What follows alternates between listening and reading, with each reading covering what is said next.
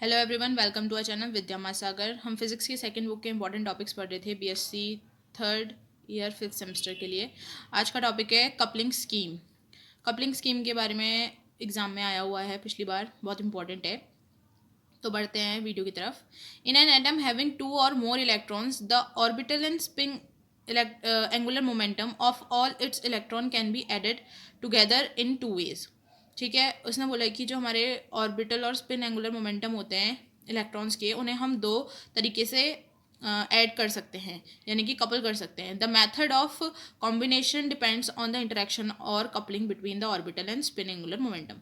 जो हमारा कॉम्बिनेशन का मेथड है या फिर कपलिंग का मेथड है, वो डिपेंड करता है कि जो ऑर्बिटल और स्पिन एंगुलर मोमेंटम है उनके इंटरेक्शन के बेसिस पर। There are mainly two types of schemes. जो हमारी स्कीम्स होती हैं वो दो तरीके की होती हैं, एलएस कपलिंग और जेजे कपलिंग। एलएस कपलिंग को रुसेल सॉन्डर्स कपलिंग भी कहा जाता है।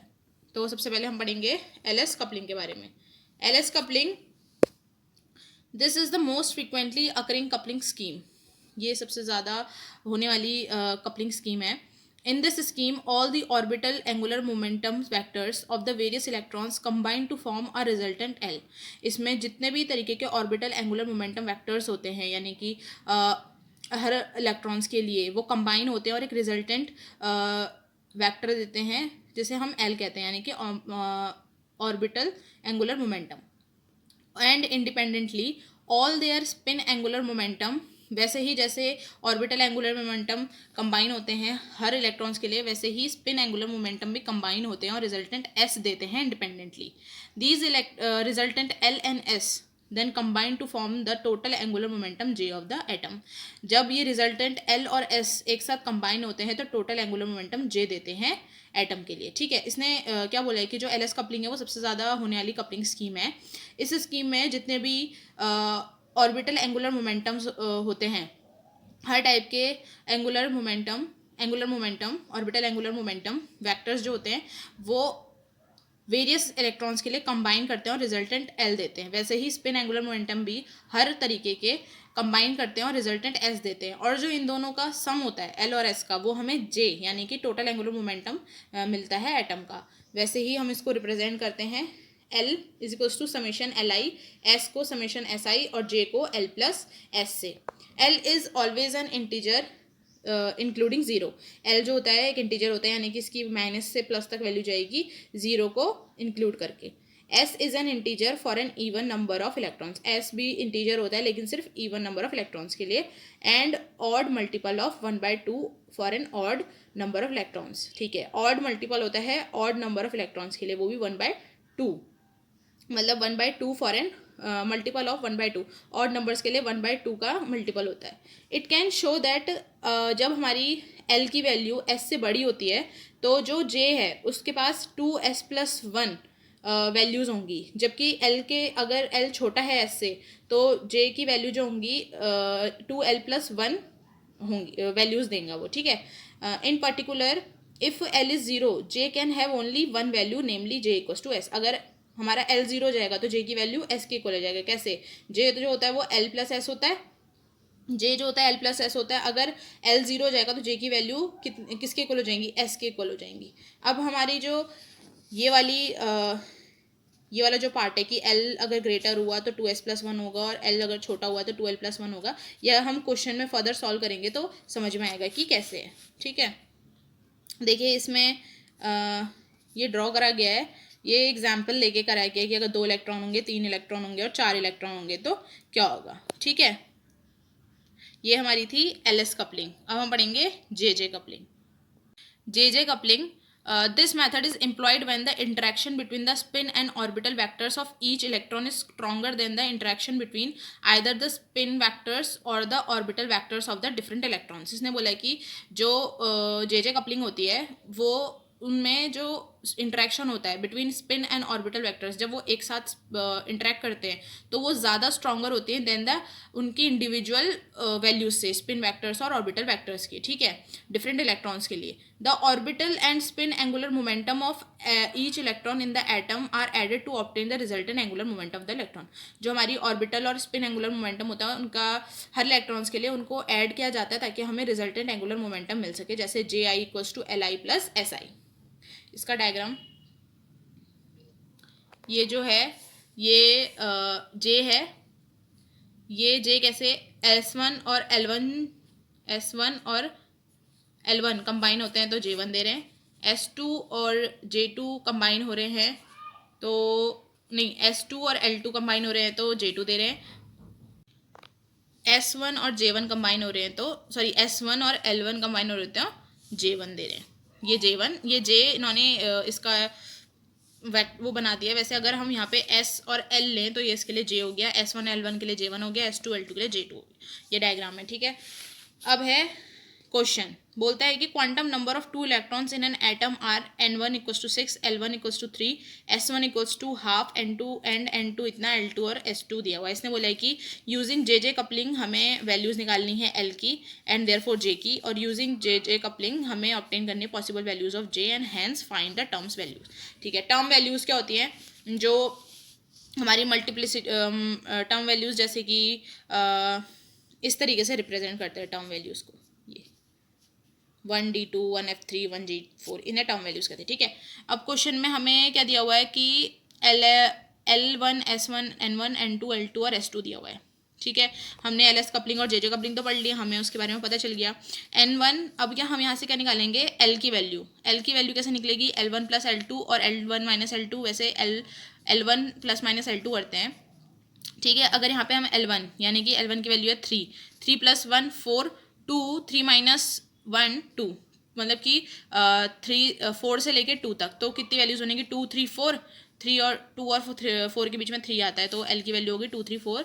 ये हमारे क्या बन गए, करस्पॉन्डिंग DFG स्टेट। अब ये जो हमारे DFG स्टेट है ये हमें कैसे पता चले, ठीक है। ये ऐसे पता चले जब हम लिखते हैं SP D और F, मतलब SPD, तो हमारी L की वैल्यूज जो होती है ना यहाँ पर वो 0 1 2 3 और G के लिए 4 हो जाती है, ठीक है।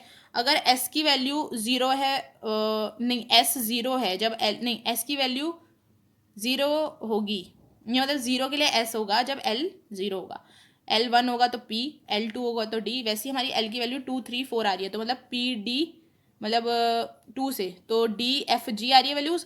अब हमारा S निकाला हमने, S कैसे निकाला, S1 plus minus S2। S1 कितना था, हाफ, और उधर भी हाफ, प्लस करेंगे तो 1 आएगा, माइनस करेंगे तो 0। अब S0 के लिए क्या करा हमने, J की वैल्यू हमें 2 3 4, क्यों कैसे निकली J की वैल्यू, J क्या होता है L प्लस S। अभी मैंने पीछे बताया था कि अगर S 0 हो जाता है J की वैल्यू किसके इक्वल आ जाएंगी, L के इक्वल आ जाएंगी, तो वही हुआ यहाँ पर, J की वैल्यू 2 3 4 थी वही आई, ठीक है। अब ये जो मल्टीप्लिसिटी होती है, अब यहाँ पर देखना कि हमारी L और S, अगर L छोटा है S से तो 2L प्लस 1 होगा, अगर L बड़ा है S से तो 2S प्लस 1 होगा। अब L की वैल्यू कितनी है यहाँ पर, L की वैल्यू है आपकी 1, नहीं L की वैल्यू है 2 3 4 और S की वैल्यू कितनी है 0, यानी कि L जो बड़ा है S से, तो S मल्टीप्लिसिटी कैसे निकलेगी, 2S प्लस 1, यहाँ पे 2 इंटू 0, S 0 है प्लस 1 यानी कि 1, तो यहाँ पे 1D2 इसके लिए, 1F3 इसके लिए और 1G4 इसके लिए। अब हमने 0 के लिए तो S की वैल्यू निकाल दी, सेम वैसे ही हम किसके लिए निकालेंगे, 1 के लिए, S इक्वल्स टू 1, ये S इक्वल्स टू 1 है और J की वैल्यू 2 3 4 है हमें पता है, तो L की वैल्यू, सॉरी ये L होगा, ये J नहीं होगा, हम J तो निकालेंगे ना, हमें L की वैल्यूज़ पता है यहाँ पर, ये L है, ये S इक्वल्स टू 1 है, ठीक है। हमें L की वैल्यू और S की वैल्यू पता है तो यहाँ से J की वैल्यू, जब हम S1 रखेंगे और L2 रखेंगे तो J की वैल्यू 1 2 3 आएगी, कैसे, J equals to L plus S करके। L3 रखेंगे तो J की वैल्यू 2 3 4 आएगी, L4 रखेंगे तो 3 4 5 आएगी। वैसे ही यहाँ पे 3 कैसा है, मल्टीप्लिसिटी देखेंगे कि L जो है वो बड़ा है S से तो 2S प्लस 1, 2S की वैल्यू 1 है तो 3, तो 3D 1 2 3 और DF 2 3 4 और 3G 3 4 5। ये हमारी क्या होती है, टर्म वैल्यूज़ होती हैं, ठीक है, टर्म वैल्यूज़ निकाल दी, एल की वैल्यू निकाल दी, जे की वैल्यू निकाल दी, सारी जितना भी क्वेश्चन में पूछा गया था हमने सारी वैल्यूज़ निकाल दी, ठीक है। कुछ चीज़ें याद रखनी है, जैसे ये जो वन ऊपर वाला वन है इसे ये मल्टीप्लिसिटी से निकलेगा, ठीक है। और ये जो डी एफ जी जो हम शेल्स के नाम लिख रहे हैं कैसे पता चल रहे हैं, जो शुरुआत होती है 0 1 2 3 से होती है, तो 0 1 2 3 यानी 0 एस के लिए, 1 पी के लिए, फिर D F G H so on, ठीक है। ये इससे रिलेटेड एक क्वेश्चन था। क्लियर करने के लिए एक और क्वेश्चन देखते हैं। जैसे कि आप क्वेश्चन देख रहे हो, क्वेश्चन में अगर ऐसा आया होगा 4P1 4F1, अब P सब शेल के लिए हमारी L की वैल्यू कितनी होगी, अभी मैंने बोला था कि 0 से स्टार्टिंग होती है, तो अगर हम देखें 0 1, P के लिए L की वैल्यू 1 होगी और F के लिए 3 होगी। स्पिन हमेशा हाफ रहती है पॉजिटिव की, तो हमने पॉजिटिव की हाफ ली, ठीक है। हमने S1 और L1 निकाल दिया ऐसे करके, और S2 और L2 निकाल दिया। फिर जे जो हमारा J1 है वो कैसे निकलेगा, L1 प्लस S1 और L1 माइनस S1 से J1 और J2 की वैल्यू निकाल दी। यहाँ से हमारी कॉरस्पॉन्डिंग कितनी वैल्यूज़ आ गई इसकी, कॉम्बिनेशंस की 4 वैल्यूज़, 1 2 3 4। अब हम पहले J की वैल्यू निकालेंगे, तो क्या करेंगे, J1 प्लस J2 और J1 माइनस J2, तो पहले 7/2 और 3/2 को लेकर सॉल्व करेंगे तो ये आएंगी वैल्यूज़। फिर 7/2 और 1/2 को लेके करेंगे तो ये आएगी वैल्यूज़। फिर 5/2 और 3/2 को लेके करेंगे तो ये आएगी, 5/2 और 1/2 को लेके करेंगे तो ये आएगी। देख लिए, एक बार आप वीडियो को पॉज करके अच्छे से देख लेना, आपको समझ में आ जाएगा कि ये क्या चीज़ है, ठीक है। अब इसके अंदर है एक fine structure of the sodium D line, ठीक है। सोडियम में कितने इलेक्ट्रॉन्स होते हैं, 11 इलेक्ट्रॉन्स होते हैं। 10 of the 11 electrons of the normal sodium atom are interlocked in close shell. जो हमारे 10 इलेक्ट्रॉन्स होते हैं सोडियम के, वो इंटरलॉक होते हैं क्लोज सेल में। They contribute nothing to the angular momentum of the atom. Angular momentum of the atom के लिए वो कुछ भी कंट्रीब्यूट नहीं करते हैं। एंगुलर मोमेंटम क्या होता है, एल, ठीक है। The D line belongs to principal series. जो डी लाइन होती है वो प्रिंसिपल सीरीज में बिलोंग करती है। The lines of the principal series are due to transitions from P state to S state. जो हमारे ट्रांजिशन होते हैं वो पी से एस, मतलब हमारे जितने भी इलेक्ट्रॉन्स होते हैं वो पी से एस में आ रहे होते हैं, ठीक है। For the upper P state, हमारा जो अपर पी स्टेट होता है उसके लिए एल इक्वल्स टू 1 होता है, और J इक्वल्स टू क्या होता है, L प्लस माइनस का S। तो हमारी वैल्यूज़ कितनी आएंगी, अगर हम L की जगह पे 1 रखेंगे और S की वैल्यू हाफ होती है तो 3/2 और 1/2 आ जाएंगी। तो हमारी दो पॉसिबल टर्म्स जो होंगी वो 2P 3/2 और 2P 1/2। अब ये जो 2 आ रहा है ऊपर से कैसे बनेगा, हमारी L की वैल्यू क्या है, बड़ी है S से, तो हम 2S प्लस 1 रखेंगे, S की जगह पे 1/2 रखेंगे तो वैल्यू 2 आएगी, ठीक है। 2P 3/2 और 2P 1/2, hence the two possible terms are इतना। For the lower S state क्या होगा, L 0 हो जाएगा। L 0 हो जाएगा तो J की वैल्यू कितनी आएगी, 1/2, क्योंकि J इक्वल्स टू S हो जाता है, तो हमारा 2S 1/2, खाली एक ही टर्म बनेगी। अब हम पॉसिबल ट्रांजिशंस लिख लेते हैं इसके, जो बनेंगे, जो P से S स्टेट के लिए बनेंगे। एक तो ये बनेगा P 1/2 से 2S 1/2 और 2P 3/2 से 2S 1/2। ये क्या कर रहा है, ये D1 लाइन को डिनोट कर रहा है जिसकी वेवलेंथ 53890 होती है, और जो ये वाला है ये D2 लाइन को डिनोट कर रहा है जिसकी 5896 एंगस्ट्रॉन्ग होती है, और ये 5890 एंगस्ट्रॉन्ग, और ये इसका स्ट्रक्चर बनेगा। L1 और L0 3/2 1/2, ये S वाले के लिए 1/2, ये P वाले के लिए, ठीक है। अब क्या कह रहा है, now applying the selection rule. Selection rule यानी कि जो उनका जो इस लाइंस हैं कहाँ कहाँ पे फॉल कर सकती हैं, तो delta L equals two plus minus 1, यानी कि 1 से 1, -1 से 1, -1 से -1 में भी कर सकती हैं। डेल्टा J में भी 1 से 1, -1 से 1, और 1 से 0 में भी कर सकती है, ठीक है। लेकिन 0 से 0 में ट्रांजिशन नहीं हो सकता इसका। Both the transitions are allowed, मतलब कि जो हमारे ये दोनों ट्रांजिशंस हो रहे हैं दोनों अलाउड हैं। These explain the double fine structure of the sodium D line. जो सोडियम डबलेट है वो ये है, सोडियम डबलेट इसे कहते हैं। कि सोडियम की दो लाइनें जो बनती हैं वो इसलिए बनती है क्योंकि हमारा जो पी स्टेट से एस स्टेट में ट्रांजिशन हो रहा होता है उसमें हमारे इस तरीके से दो वैल्यूज़ आ जाती हैं जिसकी वजह से हमारे डबल स्लिट बनती है, ठीक है। ये है हमारा fine structure of the sodium D line. ये J coupling L S coupling बहुत इंपॉर्टेंट है, क्वेश्चन पिछली बार बना हुआ है, आपको क्वेश्चन भी समझा दिया है, उससे ज़्यादा इजी हो जाएगा समझने के लिए कि क्या है जे कपलिंग और एल एस कपलिंग। तो आप लोग वीडियोज़ को देखते रहें, लाइक सब्सक्राइब और कमेंट करें।